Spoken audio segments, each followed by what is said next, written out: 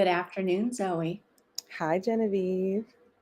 So this is our last day together. I know. Where has the semester gone? It really did fly by. It really did. You are 2 weeks away from graduation. Yes.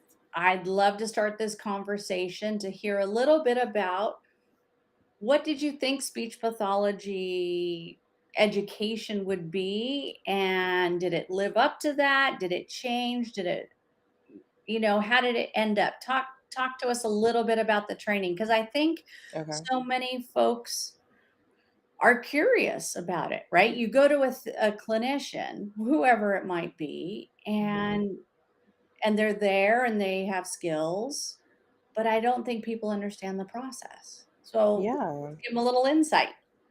Okay. So my experience might be a little bit different just because I did it online through NYU's online master's program.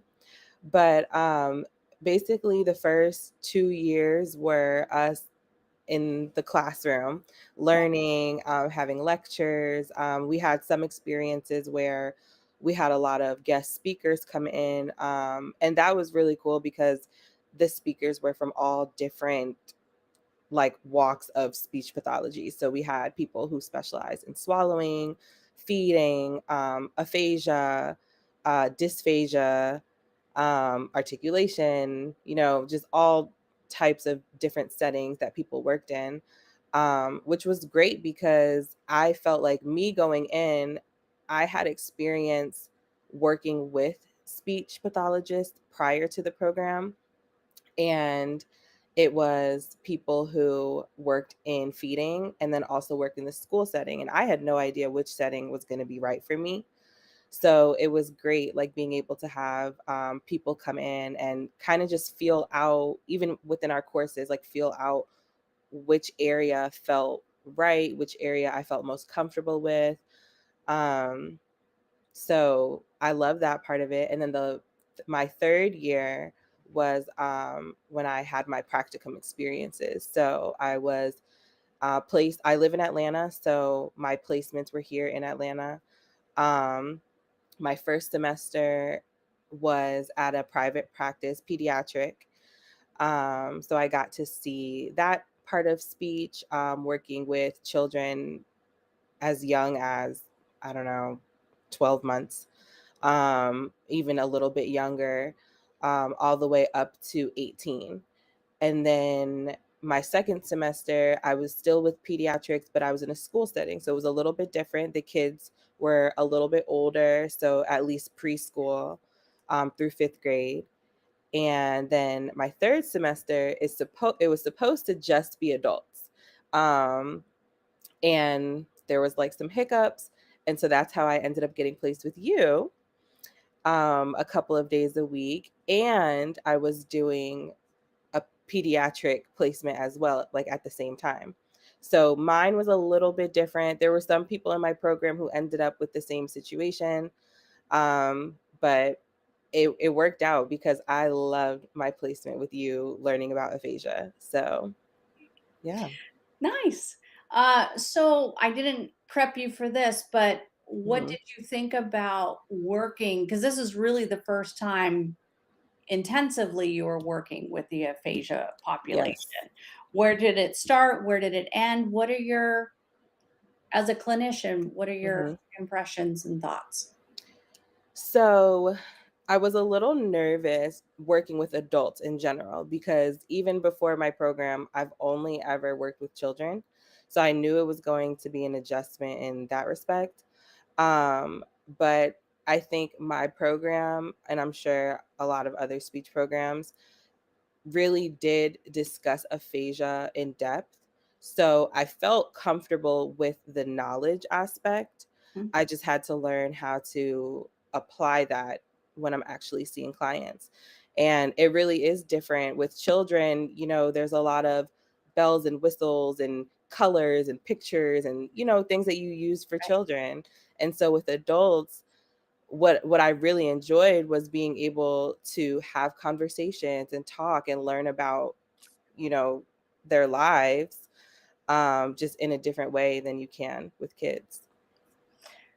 That was my number one reason for working with adults. When Mm, I started my undergrad, I yeah. met a speech pathologist who specialized in esophageal speech. He worked with the laryngectomy population. Oh, So wow. that was my first exposure. And all these folks had a new lease on life and they were turning over a new leaf. They had to change some of their health choices now Yep. that they had their voice box removed, usually due to cancer. And they had a story to tell and they wanted to share it. And that's what Exactly. inspired me to work with adults just in general. Yeah, I'm glad I was able to have the opportunity because I think if it hadn't been a requirement to do pediatric and adult, I probably would have just stuck with what I was comfortable with, which was children. Um, so I'm grateful for the experience. My grad school did not expect, did they? No, you could have stayed all kids. You Oh could have stayed wow. all kids the whole time. Although I want to say required, I could probably have chosen not to Hmm. do an internship in like a school district. Okay. But yeah, it wasn't my gig. It's Right. the adults for me. Talk to me about telepractice. Where do you think the advantages, disadvantages of telepractice with the aphasia population? Well, I think telepractice is great for people who are invested, and because if you don't want to do something, if you don't want to do teletherapy, if you don't want to do therapy at all, then I don't think teletherapy is the right setting for you. Like it's just not. You have to be invested, you have to want to be there. And I think with especially the aphasia clients that we've had, they want to be here, and that's a huge part of it. I think that's like a really big step in the first place, just wanting to be there. But I think it's great because there's been clients that I know you've talked about seeing when they were out of town or on vacation, and you were still able to get that therapy time in with them. Um, so I think it's great. Meet people where they are. I love that. I do think teletherapy is not for everybody. And I actually appreciate it as, I hate to use the term barrier for entry, but it Mm, helps kind of differentiate those that are doing therapy because their family wants them to do therapy mhm. versus those that are invested. I think that was the word you used. They're motivated. They are there for a reason to get something out of it. So Right. I think when I teach telepractice to a variety of clinicians, whether it's adults or kid focused, that kind of doesn't matter. But teletherapy allows me to work with those that are super motivated because you know the Yeah. saying, you can lead a horse to water but you can't make them drink. And when Right. I used to do home therapy, we had to go see everybody, and you had mixed results based on their motivation. That makes sense. Yeah, it's kind of interesting. So you had to do a project for Yes. finishing your semester. Can you tell us Hmm. a little bit about that? Yeah. And tell us, and then get into the meat of it. Tell us what you learned and how that knowledge might serve you outside of just the aphasia population. Yeah. So my project was about verbal working memory with the aphasia population. And I chose that because a lot of the therapy that I've done with my aphasia clients was using verbal working memory. So as a task. So it was cool because it was something that I was able to incorporate into so many different tasks with different clients and meeting each one at the level they're at. Um, so yeah, that's why I chose it. What was your other questions about Well, it? can you tell us what is your definition? How would you describe, come on, computer, stay open, what verbal working memory is, Yeah. and why it's important? Okay. Do you want me to show you I um would love what that. I have? Let's see, how can we do that in an easy way? You can share screen. I think there's a button down there at I the see bottom. that. Yeah, I Try can do that. that. Okay. This will be a first. Woohoo. Yeah, let's see how this comes out. Okay. Something, nothing. Share window. Okay, I think let's see. Okay, Okay, do you see there it? we go. I can pop it up right there. Look at Oh, that. perfect. Look Look, how that worked out. I know. Okay. And I was trying to get us on the side, but okay, you talk. We don't get to see you, but Okay. go ahead and talk us through your presentation. Okay, so yeah, this is my presentation. I'm glad I am able to just share it right here. Um, so it was my final project, and I talked a little bit about where I was placed this semester, which was with Genevieve here, LIFE Speech Pathology. Um, let's see. Okay, so what is verbal working memory?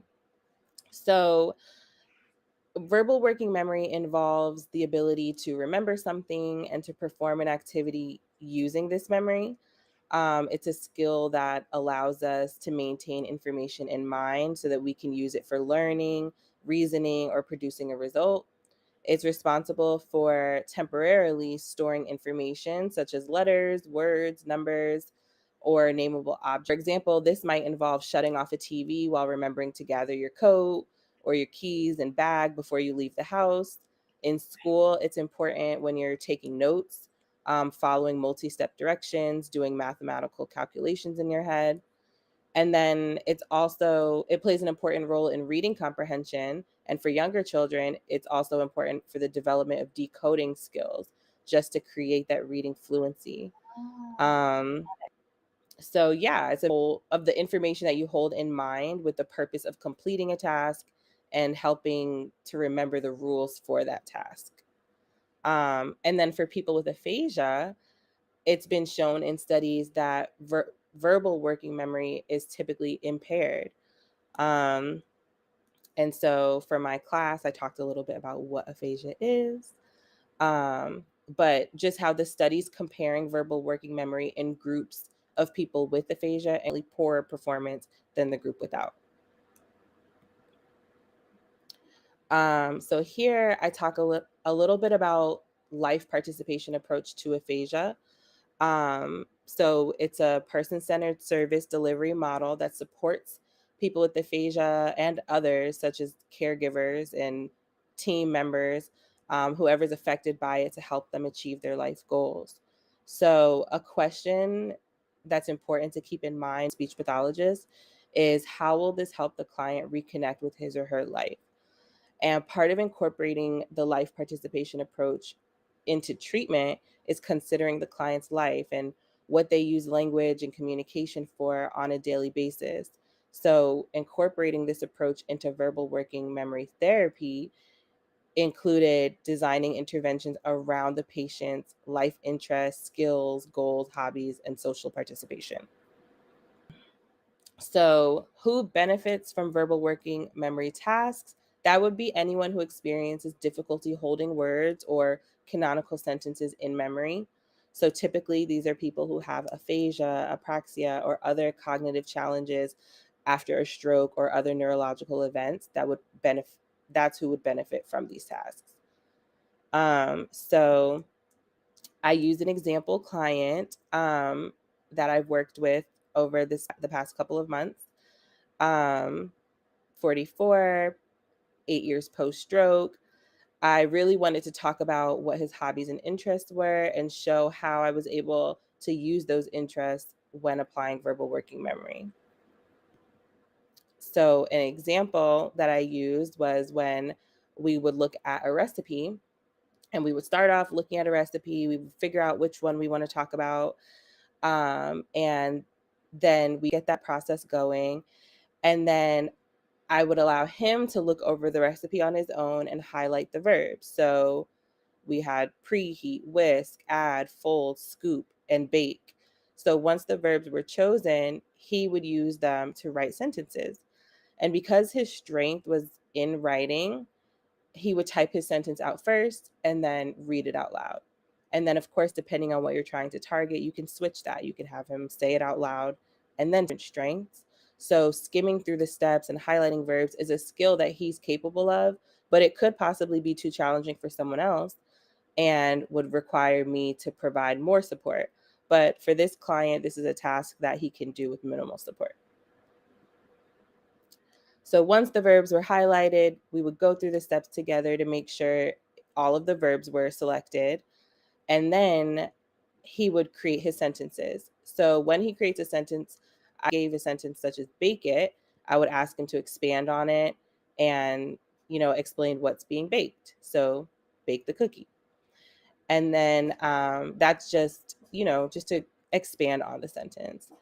And then from this point, we would establish maintenance by reading the sentence forward with and without looking.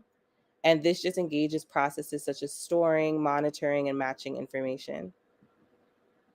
So once the sentences have been created, then we can increase the demand and start to manipulate them by putting the words in different orders. So we can put it in reverse. We can change the order of word length, or we can order it by word length. So short to long, long to short, alphabetical, or even reverse alphabetical. And so we do this to engage both the maintenance and manipulation processes, such as reordering and updating information. Sentence in reverse or alphabetical order is typically more difficult than reading the sentence in its original order. So once that maintenance is established, then we can incorporate manipulation and updating processes, and then we can establish maintenance again. And so there's a lot of other ways that you can work on verbal working memory, such as creating sentences from a picture description task or creating sentences from a video of your client's grandchildren, even just weekend activities. So, yeah. And then here's some of the evidence-based research that kind of just discusses that adults with aphasia typically present with working memory deficits um, that may contribute to their language processing difficulties. So, according to Kaspari and other authors, there's a strong positive correlation between reading comprehension, language function, and with aphasia to comprehend language is predictable from their working memory capacities. And then Sung and other authors, their research supports that idea and determined that verbal working memory specifically is significantly correlated with the overall severity of aphasia, as well as listening and reading comprehension. And let's see what else I have. And then I kind of went into detail about the funnel. It's based on a two-step mechanism. That's what the phonological loop is, and it consists of storage that can hold memory traces for a few seconds and an articulatory rehearsal process. So this visual, it demonstrates that this active process translates visually presented verbal content into a phonological representation. It's maintained in information. And then unlike visual input, auditory input is directly stored in that phonological storage. And that's it. Those are my references. Nice. So let's see. Are you able to take that down? There you Yep. go. Okay, cool. Here we'll go here to the pretty colors. There we go. There we go. Zoe, that was great. Thanks. I love verbal working. It's like on the surface, for somebody not in the speech pathology field looking in from the outside, they might think it's such what is this? Why are you doing this? It's silly. But Hmm. what we're trying to do is take a sentence that is so semantically, it has so much anchoring of semantics, of meaning, Right. and we're detaching that. So when you have to give a sentence in reverse, now you have to think of these individual word units, hold on to them, have the articulation pattern, Right. and go backwards. And then you return to the original sentence in between. And then you're adding kind of the semantics back in. But I always think that the semantics, once you detach it, Mhm. we're just working at word level. So now, even if we're at the original sentence level, the dog barks, dog the. Mhm. Even when once we detach that semantic meaning, we are just working on the phonological units. We're Yeah. working on articulation, and that's just a lot of brain power. So we can change it by length of sentence, how many words, how many Mhm. little words are in there. If there's like prepositions, we can have Right. syllabic words. There's all sorts of ways to manipulate it. I Yeah. think verbal working memory is just one of those skills everybody needs. Right. Yeah. And it's something that we work on pretty consistently with all of our folks, no matter what kind of aphasia they have, Yep. even if they have some apraxia or dysarthria, all of that can be integrated in there. Exactly. Well, wonderful. Great presentation. I'm sure you got an A on it. Did you get your grade yet? I did. I got 100. All right, woohoo. Well, no, very nicely done. Thank And you. I love that you picked that as a topic because I think clinicians, it's not something I learned in school. It's not even something Yeah. until started working with my mentor, and that was 9 years ago. And I'm Wow. 29 years into the field. So it was just Wow. one of those. Maybe it's taught now, but apparently not at NYU. I don't think so Nope. because it's one of those subtle things. It's a Yeah. subtle mental process. So I'm proud of you, Zoe. You have blossomed. I hate that word. Uh, you have grown as a clinician. You came in with the hard skills versus soft Mhm. skills. I'm talking about you knew how to learn evaluation measures and to give a test and write up a report. But what I really saw you grow in is how you established rapport with clients, how you maintained that rapport, how you were able to adjust your therapy methods, even if it's a working memory, make adjustments because people can vary day to day. Yeah. You picked up all those awesome soft skills that you get with time and experience and exposure. So Yeah. it's been my pleasure to work with you this semester. You're going to Thank do great you. in the profession, no matter what population you choose to work with. Thank you. Yeah, I've thoroughly enjoyed. I mean, I feel it too. Like I feel even just the confidence from when I started in February to now. So, yeah, The time flies. Wow. right. Any final words, Zoe, before we let you go? Just thank you. That's it.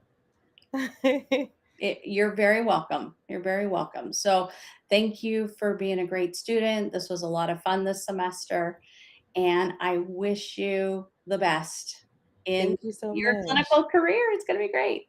Yay. Woo. Thank All you. right, Zoe. Thanks.